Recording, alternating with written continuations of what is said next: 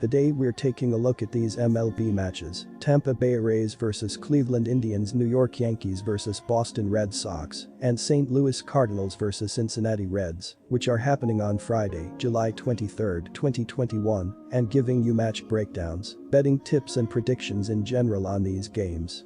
Welcome back to High Stakes. Let's get straight into it. Also, don't forget to subscribe to get notified as soon as we release these sport prediction videos, and if you would like more betting tips and predictions, then check out our Patreon in the link down below. Our new Patreon is a way for us to help you improve your chances of making more money. 5 plans are available for each and every one of you. You can get 30 extra betting picks all the way up to 270 extra betting picks per month. Stop wasting hours of your time searching for bad betting advice that ends up costing you a lot of money. Join the High Stakes Patreon now and get the best betting picks and advice. Both teams are in the hunt for a postseason berth at this point of the season, but there are things that could be better. Tampa Bay is right on the heels of Boston in the AL East, and they own the top wild card spot, though their pitching depth could be better at this stage of things. Fleming has struggled on the road this season as he's been roughed up in his outings despite having 3 wins on the ledger. Plesac has been decent at home, and the Indians are still trying to get things together with their lineup. For a long moment on Thursday night, the Rays looked like they were in prime position to move into a tie for first place with the Yankees up 3-1 on Boston until the bottom of the 9th inning. Unfortunately, Boston would wind up tying the game up and then going on to win in extras, stifling Tampa's efforts to move into a first-place tie with them. Despite that, the Rays still won their 3rd in a row by coming back yet again, this time from 2 runs down in the 9th inning, before going to extras and winning 5-4. The 25-year-old Fleming has appeared in 15 games thus far this season, including 7 starts, and has sported a serviceable 3.93 ERA over 73.1 innings of work. He'd certainly like to forget his most recent start, in which he got hammered for 7 runs and 8 hits in 4.1 innings against Atlanta. He has struggled quite a bit on the road, however, putting up a 6.34 ERA and allowing a .299 OBA away from Tropicana Field. In his only appearance against Cleveland this season, Fleming tossed 2.2 scoreless innings, allowing no hits and 1 walk. Cleveland managed to salvage the finale of their road set with Houston and beat the Astros for the first time in 7 meetings this season Wednesday night. The Indians entered Friday second in the AL Central, 8.5 games behind the White Sox for the top spot. In the AL wild card picture, the team stood 5 games behind the A's for the 2nd wild card spot. On Wednesday, Cesar Hernandez, 1, 2 RBI, and Ernie Clement, 3 RBI, each had 2 hits in the victory. Hernandez hit his 16th homer of the season in the victory for the Indians. Eli Morgan didn't factor in the decision as he threw 5 innings, allowing 3 runs on 3 hits with no walks and 5 strikeouts. Brian Shaw, 3-3, earned the win despite giving up 1 run on 2 hits with no walks and 1 strikeout in 1 inning of work. James Karinchak worked a perfect 9th for his 5th save of the year. Zach Plesac toes the slab for his 13th start of the year for the Indians in this contest. He comes in 5-3 with a 4.19 ERA, a 1.019 WHIP, 13 walks and 45 strikeouts over 68.2 innings of work this season. Plesac earned the win in his last start, which came Sunday on the road against the A's.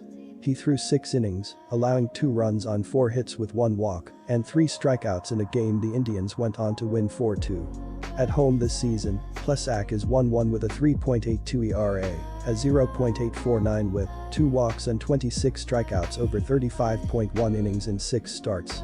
Plesac took the loss in his only career start against the Rays, which came on the road on August 31, 2019.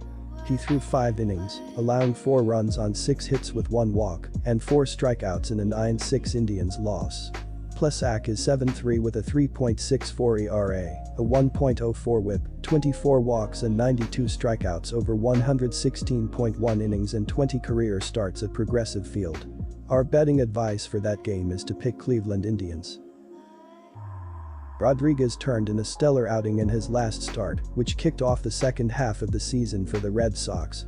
It came against this same New York team, but the fact remains that he faces a tough challenge here. The Yankees have found their footing of sorts with 9 wins in 12 games entering Thursday, and they have their ace on the mound in Cole. We saw Cole shut down the Red Sox in his last start, and he's turned in a couple solid outings in a row. Boston has been relying on the power game as they went deep 11 times in 2 games against the Blue Jays, but that's not something that Cole is prone to giving up on a regular basis. The Yankees' bats have come alive of late, but the New York pitching staff has kept the club within striking distance throughout the first half of the season. New York has the 11th best team ERA in baseball at 3.78, the 5th best whip at 1.18, and opponents are averaging only .226 at the plate against New York pitching, which is 5th best in baseball. New York will hand the ball to its ace Gerrit Cole on Friday, and the right-hander is leading the Yankees in victories with 10-4, strikeouts with 158, and has the best ERA for all starters at 2.62. At the plate, New York has been mediocre at best. The Yankees have the 19th best team batting average .236, the 14th best slugging percentage at .399, and have scored 23rd most runs with 394. Top hitter Aaron Judge is out indefinitely in COVID protocol. In Judge's absence, the leading hitter for New York is DJ LeMahieu, with a batting average of .270, 12 doubles, 7 home runs and 37 RBIs. Gary Sanchez has 17 home runs, while Giancarlo Stanton has hit 16 home runs and has knocked in 45 runs. Boston won both games of what was supposed to be a 3-game set with the Blue Jays in Buffalo by prevailing with the power game Wednesday night. The Red Sox entered Thursday holding a 1-game edge over the Rays in the AL East race. On Wednesday, Boston got 2 hits each from Enrique Hernandez, run, 2 RBI, and J.D. Martinez, 2 runs, RBI, to lead the way. Martinez, his 20th, Hernandez, his 14th, Hunter Renfroe, his 15th, Michael Chavis, his 2nd, and Rafael Devers, his 24th, each went deep in the win. Garrett Richards, 6'5", earned the win as he threw 5.2 innings, allowing 4 runs on 5 hits with 1 walk and 3 strikeouts. Matt Barnes worked a scoreless 9th, striking out 1 for his 20th save. Eduardo Rodriguez gets the ball for his 19th start of the season for the Red Sox in this contest. He comes in 7-5 with a 5.19 ERA, a 1.332 whip, 23 walks and 112 strikeouts over 95.1 innings of work this season. Rodriguez earned the win in his last start, which came last Friday on the road against the Yankees. He threw 5.2 innings, allowing no runs on 2 hits with 2 walks and 8 strikeouts in a 4-0 Red Sox win. Pitching at home this season, Rodriguez is 3-1 with a 5.16 ERA, a 1.517 whip, 5 walks and 36 strikeouts over 29.2 innings of work spanning 5 starts. This marks Rodriguez's 22nd career appearance and 20th start against the Yankees. He comes in 8-6 with a 3.68 ERA, a 1.327 whip, 45 walks and 102 strikeouts over 110 innings of work against them. Rodriguez is 27-15 with a 4.10 ERA, a 1.295 whip, 127 walks, and 393 strikeouts over 377.2 innings in 70 career appearances, 66 starts, at Fenway Park. Our betting advice for that game is to pick New York Yankees. Friday night series opener has the making as one of the best Friday night games on MLB's entire slate. The Cardinals come in fresh off of a series win against the Cubs over the week and will have plenty of confidence to draw from those 4 games and 3 wins.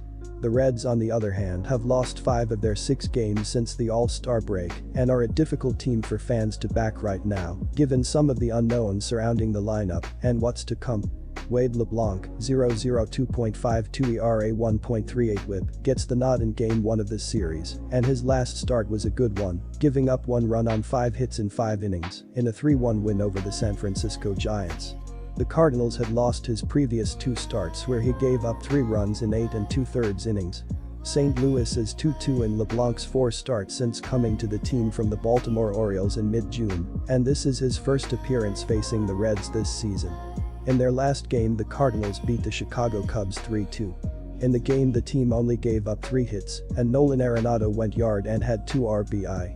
Paul Goldschmidt leads the club in batting average and is riding a 16-game hitting streak. Arenado leads the team in HR and RBI, and while he has 2 HR and 3 RBI over his last 6 games, he is batting well under .200 in that span. St. Louis is several games over .500 at home, but on the road are several games under .500. Cincinnati knows that they have one of the best weapons in baseball, with how their offense looked in the first half of the season. Against a St. Louis team who is playing some of their best baseball of the season, the Reds might need a heavy dose of run production starting on Friday night. The Reds have gone only 4-6 themselves in their last 10 games and will be needing a win on Friday to get back on the right path. Nick Senzel and Mike Moustakas remain out, but with that having been the case for months, it shouldn't impact the Reds. The Reds' offense has slowed of late, but still remains one of the best units in baseball, and much better than was the Cardinals have offered for much of the year. Cincinnati ranks 10th in MLB in runs per game, 13th in home runs per game, and then ranks top 10 in both batting average and hits per game. Nick Castellanos has been the leader, with a team-best .329 batting average, 59 RBI, and 111 hits, while adding in an additional 18 home runs. Jesse Winker has taken a huge step forward this year as well, leading the team with 19 home runs and hitting .292 himself. Over the last week, Tyler Naquin has led the way with a .364 average and has added another piece to this offensive puzzle for the Cardinals to have to worry about. According to MLB.com, Tyler Mahle will get the ball on Friday night in what has been a great bounce-back season for the righty. At 7-3 on the year with a 3.93 ERA, Mahle is off to one of the best seasons of his career. Mahle is 2-0 in 2 starts against the Cardinals this year and will have plenty of confidence when he steps onto the mound on Friday night. In those 2 games, he went 12 combined innings, allowing 9 hits and only 4 earned runs. Our betting advice for that game is to pick the Cardinals. Good luck to all of you. That's it for this video. Stay tuned and stay safe for the next betting tips and advice.